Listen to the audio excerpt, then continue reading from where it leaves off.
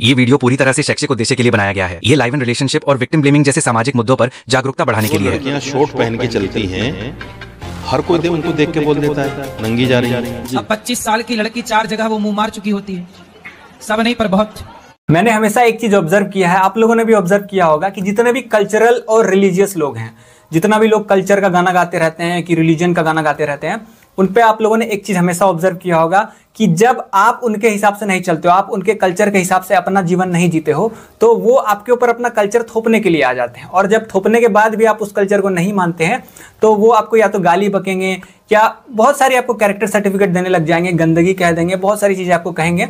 सोनाक्षी सिन्हा का भी शादी हुआ था रिसेंटली, तो आप उनका कमेंट सेक्शन चेक करोगे अगर, तो यार मतलब भरे पड़े हैं लोग। मतलब वो लड़की, कोई लड़की अपना जीवन पर्सनली वो किससे शादी कर रही है वो उसकी मर्जी है, लेकिन जितने भी कल्चर के ठेकेदार हैं उनको रास नहीं आएगा। और ये इज्जत वाला गाना सिर्फ महिला पे ही गाते हैं लोग। अभी रिसेंटली एक मौलाना का वीडियो वायरल हो रहा है जिसमें कि एक मस्जिद में महिला गई है जो कि जिसने सर पर पल्लू नहीं रखा हुआ है, वो उसको नंगा कह दे रहा है। नंगा शब्द कोई इतना आपत्तिजनक नहीं है। अगर मैंने नंगा शब्द बोल दिया, जहाँ वो बैठी हुई थी वहां सर पे पल्लू होना चाहिए था। मस्जिद की कुछ मर्यादाएं हैं इस्लामिक मान्यताओं के हिसाब से, मैंने उन मान्यताओं को खंडित करने के लिए यह बयान दिया है। एक तरफ ये लोग कहेंगे कि हमारे रिलीजन में, इस्लाम में कुछ भी फोर्स नहीं किया जाता है, सब लोग अपनी मर्जी से करते हैं, किसी को भी बुर्का पहनने के लिए फोर्स नहीं किया जाता है।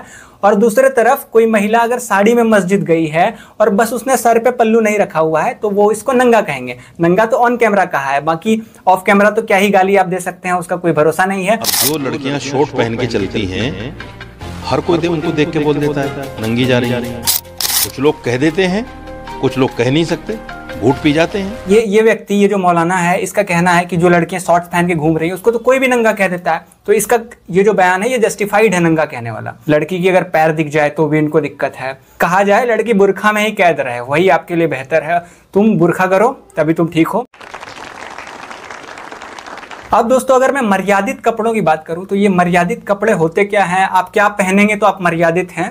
तो इसका जो स्केल है ना, हर लोग के अकॉर्डिंग अलग अलग है। किसी का कहना है कि महिला को साड़ी पहननी चाहिए, किसी का कहना है कि सूट तक पहन सकती है, किसी का कहना है कि बुर्खा से मुंह नहीं दिखना चाहिए, मुंह दिख गया तो गलत बात है। तो ये मर्यादा का जो स्केल है ना, सबका अलग अलग होता है।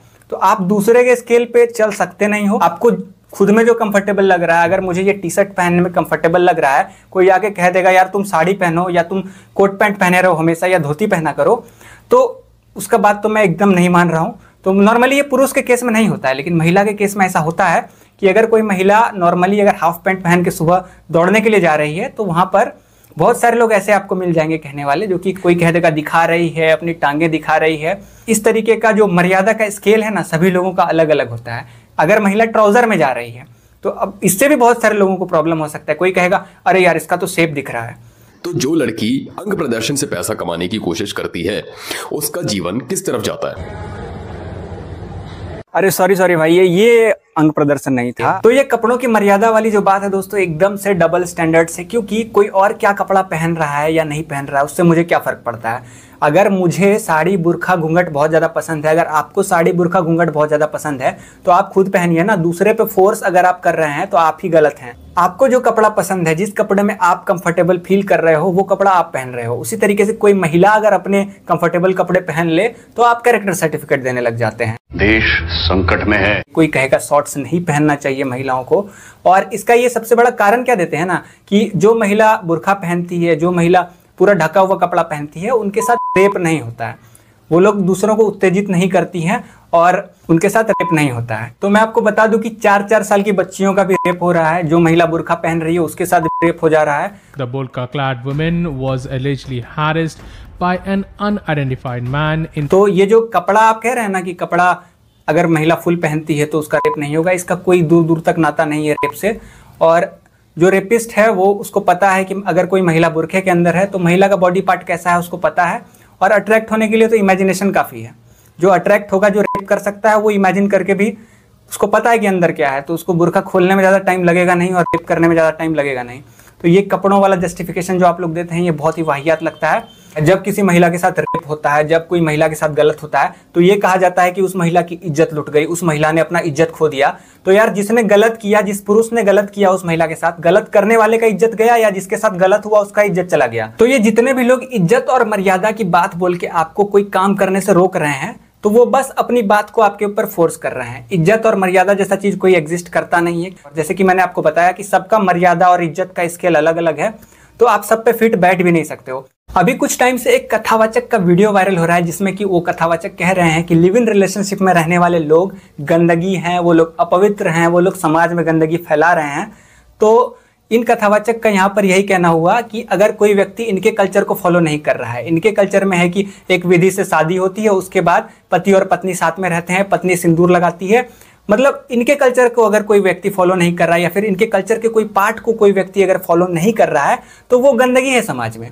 वो यहाँ पे सीधा सर्टिफिकेट, पवित्रता और अपवित्रता का सर्टिफिकेट ये लोग बांट रहे हैं। बहुत सारे इंडियन पेरेंट्स जातिवादी हैं, किसी का कहना है कि इंटर कास्ट मैरिज गलत है, कोई लड़की को दूसरे कास्ट में शादी करनी है, तो इससे उनके पेरेंट्स की जो है इज्जत चली जाती है और इसके लिए वो इज्जत को बचाने के लिए वो उस लड़की को मार देते हैं। ऐसा कौन सा भलाई माँ बाप करना चाह रहे हैं जहाँ पे वो अपनी बेटी की हत्या करके उसकी भलाई कर रहे हैं, समझ रहे हो आप।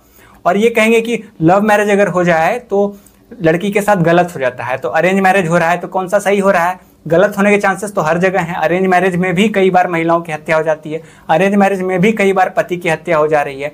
ये बस आप डिसीजन थोपने का, अपने डिसीजन को थोपने का जस्टिफिकेशन दे रहे हैं। और ऐसा कौन सा भलाई हो जाता है बेटी का, जो कि बेटी की हत्या करके लोग भलाई कर रहे हैं। कोई भी कपल चाहे लिव इन रिलेशन में रहे या फिर शादी करके साथ रहे, अगर आपका पार्टनर आपके लिए सही नहीं है या फिर बाद में आपका पार्टनर बदल जाता है और आपके लिए सही नहीं रहता है, तो आपको बाद में अलग होना ही पड़ता है। चाहे आप शादी करके साथ रहो, चाहे आप लिव इन रिलेशन में रहो, इसका तो कोई गारंटी है नहीं कि आप शादी कर लेंगे तो एकदम साथ रहेंगे ही। लेकिन जब आप दोस्तों लिव इन में रहते हैं तो ये बहुत सारे लोग आपको क्यों गलत कहते हैं, ये कथावाचक लोग आपको क्यों गलत कहेंगे, क्यों अपवित्र, क्यों गंदगी कहते हैं, आपको पता है।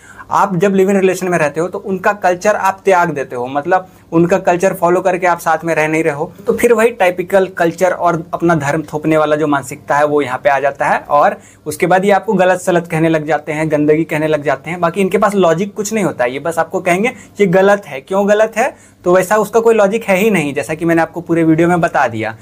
कि एक बार पुनः आत्ममंथन किया जाए कि पहले के लोग 16 साल में अपनी बेटी और अपने बेटों का विवाह क्यों करते थे। ये एक विचार का विषय है या नहीं भाई? आपका नॉलेज तो कमाल का है भाई। कि अब लड़कियां लाते हैं 25 साल की, अब 25 साल की लड़की 4 जगह वो मुंह मार चुकी होती है, सब नहीं पर बहुत। और वो 25 साल की जब तक आती है तो पूरी जवान होके आती है। जब जवान होके आएगी तो स्वाभाविक है कि वो अपनी जवानी कहीं ना कहीं तो वो उसकी जवानी फिसल जाएगी या जाएगी। जैसे कि अभी एक लड़के के संग हनीमून मनाने गई, परंतु वो किसी और के साथ वो रह चुकी थी, उसके साथ चक्कर था। दोस्तों आप सभी को 16 वर्ष में शादी कर लेनी है, क्योंकि फाइनेंशियली स्टेबल होने का जरूरत नहीं है। जितने भी लड़के लड़कियां हैं फाइनेंशियली आप लोगों को स्टेबल नहीं होना है। जब आप कमाने लायक बनेंगे तो कमाने लायक बनते बनते आप 20-25 साल के हो जाएंगे और जब आप 25 साल के हो जाएंगे तो 4 जगह मुंह मार लेंगे। और बाबा जी ने ये बात लड़के और लड़कियों दोनों के लिए कही है। तो जितने लड़के लोग हैं आप लोगों को भी 16 वर्ष में शादी करना है। कमाने वाने के बारे में मत सोचो, और लड़कियां आपको तो बिल्कुल नहीं, आपको तो एकदम नहीं सोचना है। यार इन कथावाचक के इतने सारे भक्त हैं, कोई इनसे पूछो कि 16 वर्ष की उम्र में अगर किसी का शादी कर दिया जाए तो आगे चल के वो व्यक्ति नहीं बदलेगा या उन दोनों का शादी बहुत अच्छा चलेगा, इसका गारंटी क्या है। मतलब जिंदगी शुरू होने से पहले शादी करवा दो, ठीक है। इनको लिव इन रिलेशन से दिक्कत है, जिसमें 2 बड़े एडल्ट अपना पार्टनर चूज करके साथ में रहते हैं, इनका कल्चर फॉलो किए बिना। लेकिन इनको चाइल्ड मैरिज में चिंतन करना है। चाइल्ड मैरिज अगर हो रहा है तो उसमें कोई दिक्कत नहीं है।